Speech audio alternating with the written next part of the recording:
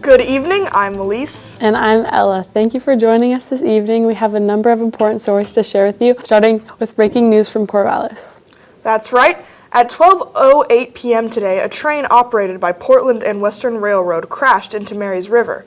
The train, which was carrying farming supplies, including urea, an ingredient used to make fertilizer, fell off a trestle and into the river.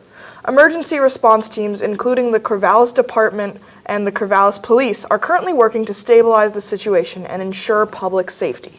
Thankfully, the train was a cargo train and not a passenger train, meaning there was no injuries to people. However, the chemicals in the fertilizer, which converted into ammonia, are now posing serious threat to local wildlife, particularly fish. Authorities are urging people to stay clear of the area to ensure both safety of the emergency responders and the public. Turning now to a shocking incident in Dallas, Oregon, where a pickup truck drove through the entrance of a convenience store on Saturday night. The driver continued to wreak havoc inside the store, destroying products as he drove around. Police have arrested the suspect, 34-year-old John Lois Marlis of Monmouth, who now faces multiple charges, including reckless endangerment, reckless driving, theft, and drunk driving. Marlis allegedly stole merchandise during this rampage. Thankfully, no one inside the store was hurt, but the damages to the property are significant. Police are still investigating the full extent of the incident. In other news, a new Burgerville is coming to Salem. Construction is underway at the former Sonic location on Lancaster Drive. The official opening date has yet to be announced, but the goal is to have it open by this spring. This new Burgerville will bring back a piece of Salem's history, as the city used to have a Burgerville in the late 1970s through the early 1990s before it closed in 1992 due to an Interstate 5 interchange project. The renovation is estimated to cost around $700,000. A similar project is also planned for Kaiser, but construction has not yet begun here. And in West Salem, the city has finally stabilized its freshwater levels after a significant issue with broken sewer pipes. Crews had to divert raw sewage into nearby waterways and fields to prevent flooding. The city is still monitoring the situation after over 19 million gallons of wastewater were released, affecting the water supply of 34,000 people. As a precaution, the city had asked the residents to limit their water use to prevent any political exposure to bacteria like E. coli. Thankfully, the situation seems to be under control, but the incident has left the city with a reminder about the importance of maintaining infrastructure. In other news, another blow to downtown Salem as Macy's department store announces its closure after 70 years of service. The store, located in the heart of downtown, will be shutting down its operations, leaving a significant vacancy in the area. The closure will also affect the 600 parking spots and the Sky Bridge connecting the store to the mall.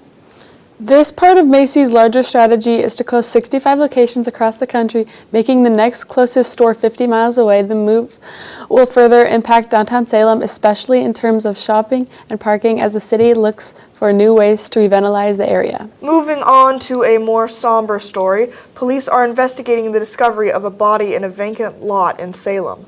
The body was found early Friday morning on Lancaster, and authorities are still working on identifying the person. An autopsy will be conducted by the Oregon State Medical Examiner's Office to determine the cause of death. Police are counting their investigation and will release more information when available. And finally, a man has filed a lawsuit against a Portland cannabis shop after he says an employee recommended an excessive dose of THC that sent him to the emergency room.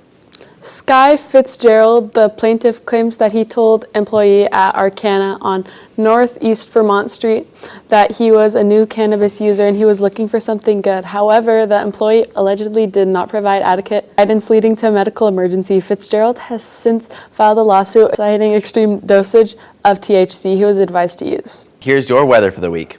So today on Friday, there are highs of 50 and lows of 40. It is very rainy today, but the forecast says it might stop before sunset, so that's good.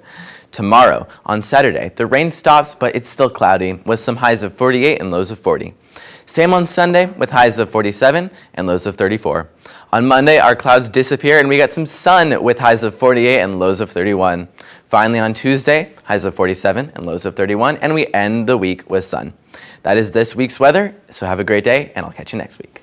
The girls basketball team has been on fire lately, securing wins their last 3 games, including a big victory on Tuesday against Oregon City with a final score of 52-50. Their next game is tonight against Caldera at Caldera. The boys basketball team came up short in a tough game on Tuesday against Centennial, 78-73. They dropped 4 in the row and looking to bounce back tonight against Caldera.